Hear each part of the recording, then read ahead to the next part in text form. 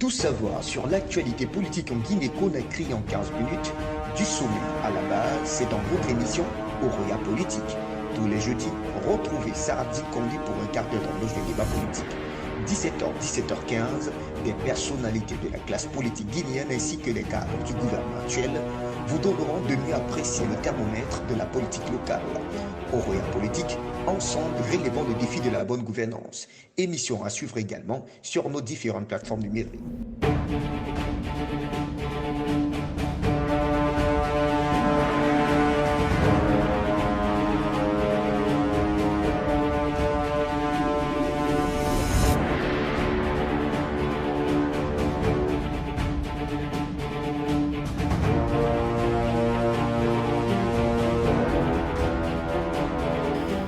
Bonsoir chers téléspectateurs, bienvenue dans votre émission Oroya Politique. Vous le savez, c'est une émission qui vous permet de tout savoir sur l'actualité socio-politique et administrative de notre pays. Et quand il est 17h sur l'ensemble de nos différentes plateformes digitales, la chaîne YouTube, le site www.journaloroya.net et une partie en version écrite à retrouver dans les colonnes du journal Oroya. Alors, dans cet autre numéro de Oroya Politique, nous recevons pour vous comme invité M. Robert Bamba. Il est le président du Parti des Guinéens pour la démocratie, le PGD. Avec lui, on fera le point autour de l'actualité socio-politique et administrative de notre pays, mais bien entendu, on parlera également de son parti. Merci de votre fidélité renouvelée au quotidien national Oroya et bienvenue dans votre émission Oroya Politique. Oroya Politique, ensemble relevant le défi de la bonne gouvernance. Émission à suivre également sur nos différentes plateformes numériques. Monsieur le Président, bonsoir. Oui, bonsoir. Merci d'avoir accepté notre invitation. C'est un honneur pour moi d'être sur vos plateaux. Merci. Pour commencer, dites-nous comment se porte votre parti. Le Parti des Guinéens pour la démocratie PGD, notre formation politique, se porte très bien, se porte à merveille. Vous n'êtes pas sans savoir que ces derniers temps, le ministère de l'administration du territoire et de la décentralisation, à travers sa direction des affaires politiques, a eu à faire des visites auprès de chaque formation politique légalement établie en République de Guinée. Et j'avoue que sur ces visites qui ont été qualifiées d'évaluation des partis politiques, oui. Notre formation a été, puisque ça a été sur la base des notes, notre formation politique a eu 43,48 sur 100. Et contrairement à beaucoup d'autres formations politiques qui se disent aujourd'hui grands partis, et ce n'est pas pour nous lancer de la fleur ou pour les attaquer, mais cela reflète aussi la bonne santé de notre parti politique. Cela reflète l'implantation, la qualité de ses membres du bureau politique national, de ses militants et sympathisants, à qui nous disons aujourd'hui un grand merci pour leur mobilisation, pour leur dévouement au sein de notre formation politique. Donc, en résumé, c'est pour vous dire que notre formation politique se porte très bien. Bien. Alors, dites-nous, tout est en place au sein du parti pour participer à la prochaine élection présidentielle guinéenne. Et qu'en est-il de sa représentativité sur le territoire national et international, c'est-à-dire à l'étranger? Bien évidemment. Nous nous préparons depuis 2012, où nous avons eu notre agrément. Nous nous préparons à participer aux différentes élections. Et je vous avoue que cette année, surtout avec cette transition qui va se terminer par des élections, de la base au sommet, je vous dis clairement que notre formation politique, le PGD, Parti des Guinéens pour la démocratie, va présenter des candidats à tous les niveaux, de la base au sommet. Donc c'est pour vous dire que nous sommes en train de remobiliser la base, puisque la remobilisation de la base, c'est un combat de longue haleine, c'est un combat de tous les jours. Nous sommes en train de les remobiliser afin que les élections à venir, que nous puissions les remporter à tous les niveaux. Et parlant de l'implantation de notre formation politique, notre parti politique est représenté sur les 4 régions naturelles. Et si vous prenez chaque région, nous avons un coordinateur régional. Au niveau de la région de la Guinée forestière, il y a un coordinateur régional du nom de M. Kalas Onoumou. Au niveau de la Haute-Guinée, il y a un coordinateur régional du nom de M. Kenema Kankanté. Au niveau de la Basse-Guinée, vous avez un coordinateur régional du nom de Abouakar Mabinti Kamara. Au niveau de la Basse-Guinée, vous avez Mme Gariou Silla, qui est la coordinatrice. Et sur les 33 préfectures, nous sommes représentés dans 29 préfectures, y compris la zone spéciale de la région spéciale de Conakry. Donc, c'est pour vous dire que notre formation politique, bien que l'implantation, c'est de jour au jour, puisque un parti politique, c'est comme un train en marche. Il y a des gens qui descendent, il y a d'autres qui montent. Et ça, c'est une situation qui se vit de jour au jour. Bien. Et donc, en grosso modo, notre parti se porte bien, et notre parti est très bien implanté, il continue à s'implanter pour gagner les élections à venir. Je vous remercie. Voilà ce qui est bien compris. Monsieur le Président, quelle est votre position face à ceux qui pensent que la transition guinéenne doit s'arrêter le 31 du mois de décembre 2024? Ceux qui pensent que la transition doit s'arrêter en décembre, 31 décembre 2024, je pense qu'ils sont en train de faire une mauvaise lecture du développement des activités du chronogramme de la transition. Vous savez, lorsque le CNRD a pris le pouvoir le 5 septembre, ils ont reçu les partis politiques, ils ont demandé à chaque formation politique de faire des mémos allant dans le sens du déroulement de la transition. Après, il y a eu les assises nationales. Après, il y a eu l'initiative qui a convié les acteurs sociopolitiques pour un dialogue inclusif interguinéen. Et donc, à l'issue de toutes ces étapes, il y a eu 10 points du chronogramme pour le retour à l'ordre constitutionnel qui a été publié par les autorités en place et mis à la disposition des différentes couches sociopolitiques de notre pays.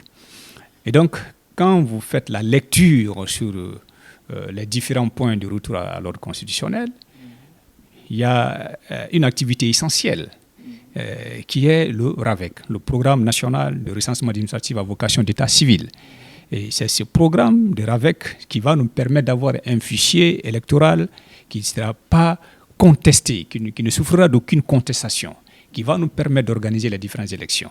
Donc, ce programme national de recensement administratif à vocation d'état civil a commencé à travailler sur le terrain. Vous avez vu, il y a eu un concours qui a été lancé par le coordinateur national de ce programme pour recruter ici des coordinateurs au niveau de chaque préfecture. Oui. Et donc, le programme de RAVEC est en marche. Donc, pour nous, en tant que ce programme-là n'est pas achevé et qu'on ait un fichier électoral qui ne souffrira d'aucune contestation, on ne peut pas parler de référendum, à plus forte raison des élections. Donc, il faudrait qu'on donne toute la latitude aux autorités actuelles de nous aider à travers le RAVEC pour avoir ce fichier électoral qui va nous permettre d'aller aux élections, qui va mettre fin au cours normal, qui va mettre fin à la transition. Donc, si vous me parlez des avis des uns et des autres concernant la fin de la transition en décembre 2024, je me dis qu'ils font une mauvaise lecture. Bien, à votre avis, qui doit éviter le CNRD et son gouvernement conduit par le Premier ministre M. Amadou Ouriba pour ne pas tomber dans les crises d'ordre socio-politique et économique? Non. Je pense que pour éviter les crises socio-politiques, d'abord quand on prend au niveau social, je pense qu'il faut privilégier ici le dialogue. Il faut privilégier le dialogue à tous les niveaux, à tout point de vue. Et c'est à ces niveaux que j'interpelle le CNRD et le gouvernement. Le CNRD à sa tête, le président de la République, son Excellence, le général de corps d'armée Mamadi Doumbouya, et le Premier ministre et chef du gouvernement, M. Amadou Ouriba, chef du gouvernement, de relancer le processus du cadre de dialogue inclusif interguinéen en nommant un nouveau facilitateur ou un nouveau médiateur qui va prendre son bâton de pèlerin pour réunir l'ensemble de la classe sociopolitique en vue de relancer ce programme de dialogue inclusif interguinéen qui avait été déjà entamé par le gouvernement précédent.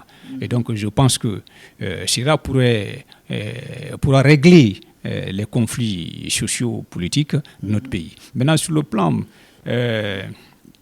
politique, oui. Puisque nous, les politiques, chacun de nous aspire à la gestion de ces pays. Les recommandations que nous pouvons faire aux autorités de la transition, au président de la République, le général de corps d'armée Mamadi Doumbouya et le premier ministre chef de gouvernement, M. Amadou Ouriba, sur le plan politique, nous leur demandons de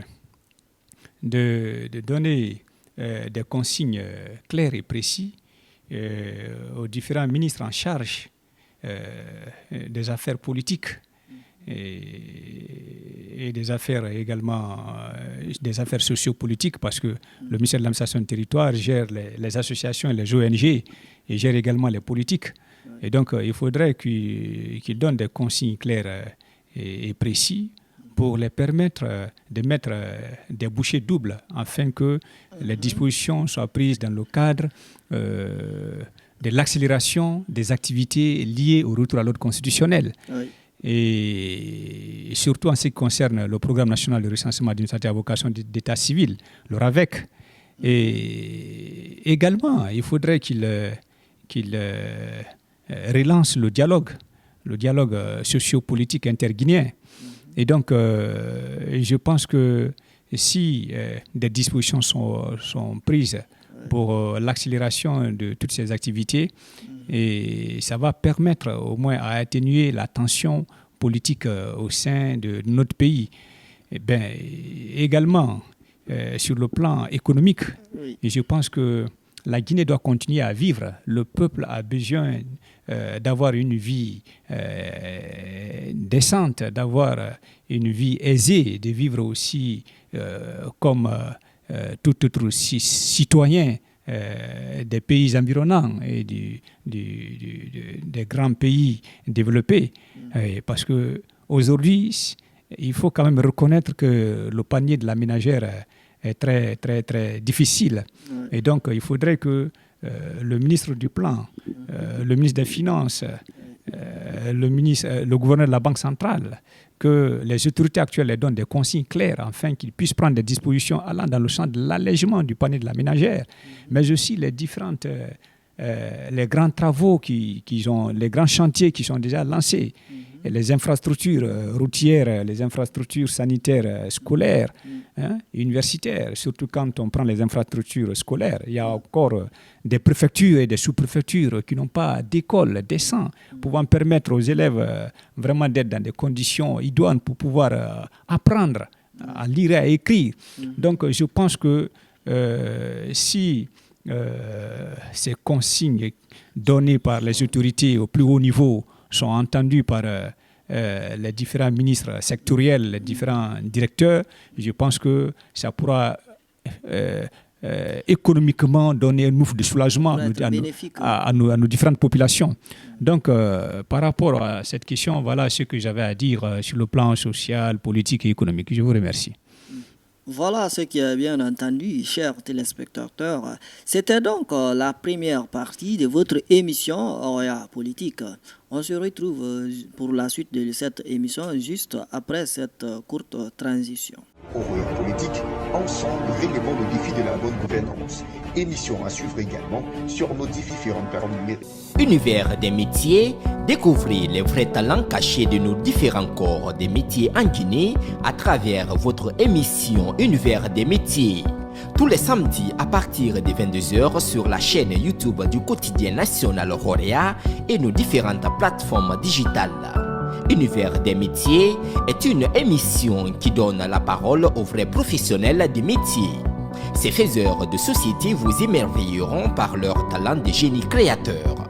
Suivez leur parcours du début à la fin dans votre émission Univers des métiers.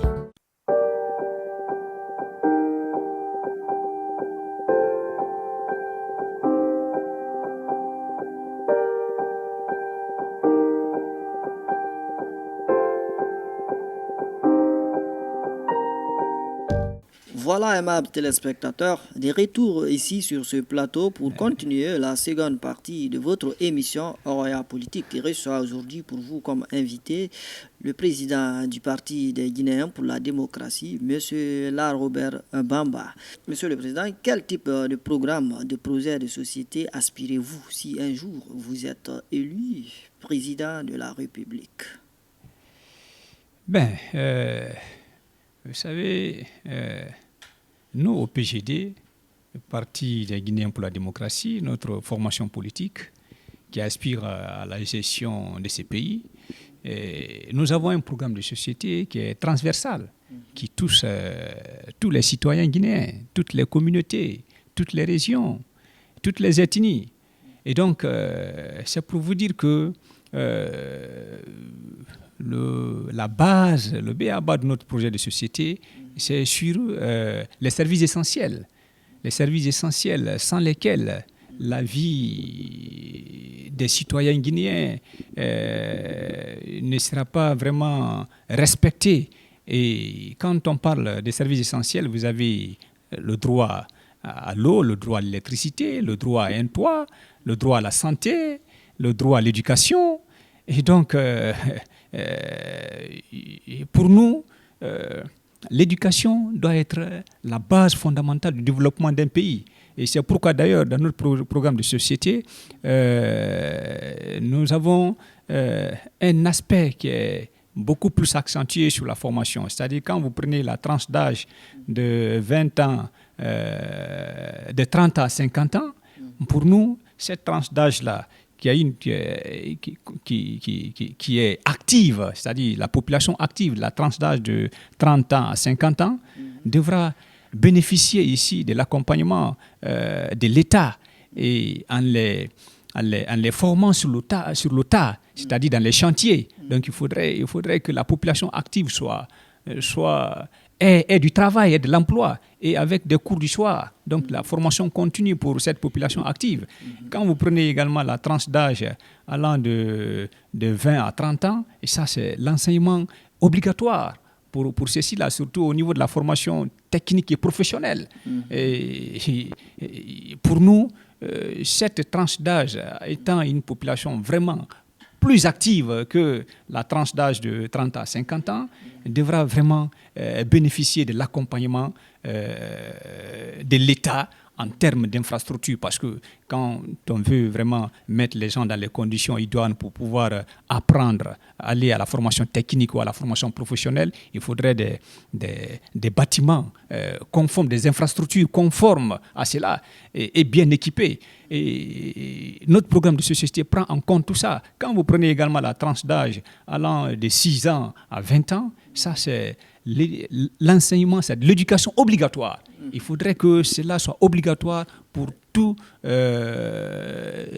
les citoyens, pour tous les enfants, les adolescents qui sont dans cette tranche d'âge-là. Et nous prévoyons également que cette tranche d'âge soit subventionnée par l'État pour qu'ils puissent étudier dans les conditions idoines et pour qu'ils soient des vrais citoyens. Et au-delà même de cette tranche d'âge, nous prenions en compte la femme en état de famille. Et cette femme en état de famille doit être également entretenue, subventionnée par l'État. Et nous estimons qu'avec 200 dollars américains, chaque femme en état de famille peut être entretenue jusqu'à l'enfantement, jusqu'à l'accouchement. Et après l'accouchement, il faudrait que cet enfant également continue de bénéficier les avantages que sa maman bénéficiait. Ça permet à l'enfant d'être un vrai citoyen, qui va servir la République. Et donc, voilà un peu quelques aspects sur lesquels notre projet de société est basé. Selon vous, pourquoi devons-nous voter pour vous? Moi, je pense que les citoyens guinéens, les électeurs, la population guinéenne dans son ensemble doit nous faire confiance à travers notre projet de société qui touche tous les Guinéens, qui touche tous les citoyens, qui touche toutes les ethnies. Parce que quand vous prenez par exemple les artisans, par exemple, les artisans sont touchés par notre projet de société. Chaque corps de métier va être accompagné dans la formation, dans la qualification de son métier, et ça va lui permettre de vivre aisément sur les produits de son travail. Donc il sera fier de lui-même d'avoir la qualification, d'avoir les moyens de son métier pour qu'il puisse vivre aisément à travers sa sueur, à travers son travail, à travers son produit. Donc, je pense que tous les Guinéens se reconnaissant dans notre projet de société, il n'y aura pas d'autre raison que de voter pour le Parti des Guinéens pour la démocratie. Bien. Voilà ce qui est bien dit. L'avant-projet de la nouvelle constitution reflète à l'attente de votre formation politique. Oui, d'ailleurs, cet avant-projet de nouvelle constitution, vous savez, il y a eu un atelier qui a été récemment organisé à Kindia par le président du CNT, Dr Dansa Kourouma. Et notre parti, notre formation politique, le PGD, a pris activement part à cet atelier de lecture qui s'est déroulé du 20 au 21 à Kindia. Et nous avons fait des recommandations pendant notre participation à cet atelier. Et j'avoue que nous adhérons à l'esprit de cet avant-projet de nouvelle constitution. Oui. Mais qu'à cela ne tienne, nous avons fait des recommandations à Kindia qui se résument entre autres sur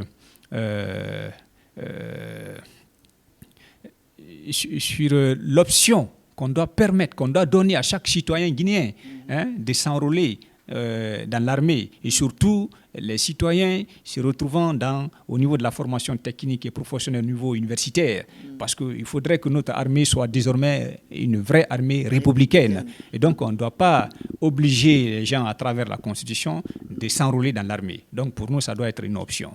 Et ensuite, nous avons également demandé à ceux qui soient inscrits dans cette nouvelle constitution la prise en charge de la femme en état de famille, puisque nous voudrions qu'on ait des vrais citoyens guinéens.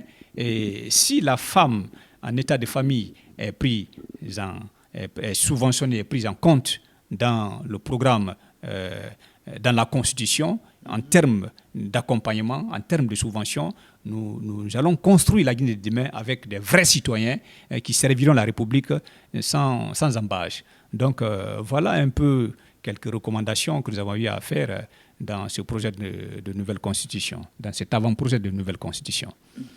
Monsieur le Président, nous sommes pratiquement à la fin de cette émission, mais avant de clore cette émission, avez-vous un conseil à donner aux leaders politiques pour la réussite de cette transition guinéenne?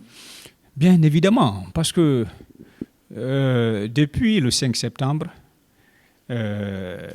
notre formation politique, le PGD, qui est également membre de la coalition CPA, collectif des partis pour l'alternance, dont je suis d'ailleurs le coordinateur national, nous avons toujours demandé à nos collègues qui organisent des manifestations de rue de changer de méthode. Parce que dès lors que nous faisions des manifestations de rue, notre stratégie pour nous faire entendre, cela se retourne contre nous. Parce que nous aspirons tous à ce que cette transition se termine par des élections libres, transparentes, crédibles et apaisées. Mais si nous continuons à organiser s'ils continuent à organiser des manifestations, ça va retarder encore la transition. Alors qu'ils veulent que la transition aille le plus rapidement que possible. La transition soit achevée le plus rapidement que possible à travers des élections.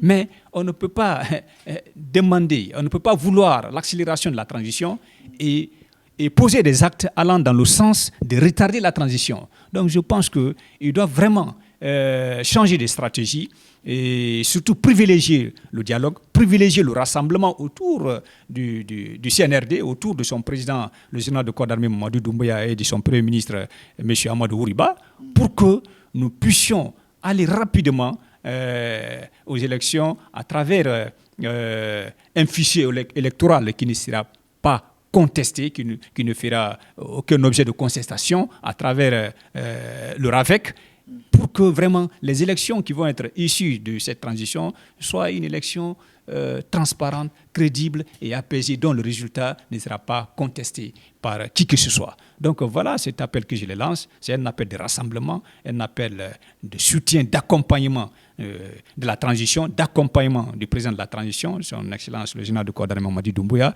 d'accompagnement du Premier ministre M. Amadou Ouriba, chef du gouvernement, pour que vraiment nous puissions aller très rapidement aux différentes élections qui se profilent à l'horizon de la base jusqu'au sommet.